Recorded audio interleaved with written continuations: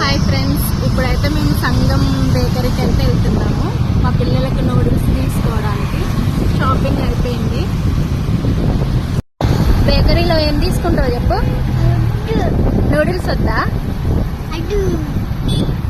ఈరోజు మాకు ఆపోజిట్లో ఇక్కడ మార్కెట్. సాటర్డే